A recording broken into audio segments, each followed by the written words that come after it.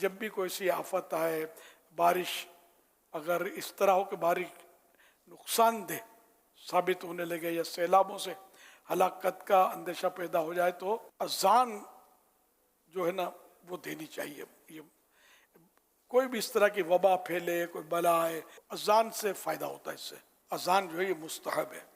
تو اس طرح کے مواقع پر جہاں یہ مسائل ہیں اذانیں دینی چاہیے۔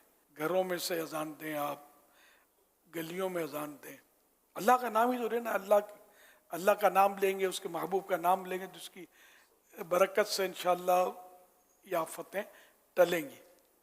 اچھا، اس میں یہ خیال رکھیے گا نماز کے اوقات میں اذان نہ دی جائے، لیکن لوگوں کو غلط فہمی ہوگی کہ نماز کی اذان ہے، یہ الگ سے نماز کے اوقات کے علاوہ ہو۔ انہیں بعض اوقات یعنی کہ آدمی بولتا بے وضو، تو بے وضو بھی اذان دینے میں حرج نہیں ہے، بس قبلے کی طرف منہ کر کے اذان کا جو طریقہ کار ہے اس کے مطابق اب اذان دیں، وضو کر کے دیں تو ذرا اور اچھا ہے۔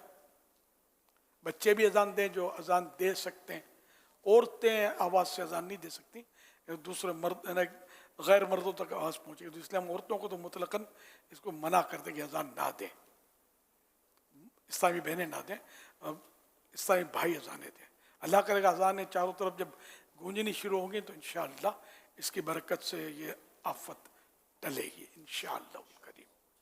مائک کوئی شرط نہیں ہے، مسجد کوئی شرط نہیں ہے، اب کہیں بھی پاک جگہ پر کھڑے ہو کر اذان دے سکتے ہیں۔ گھر میں بالکونی ہے تو اس کے قریب کھڑے ہو کر، یا چار دیواری چاروں طرف سے گھر پیک ہے اس پہ بھی اذان دی جا سکتی ہے۔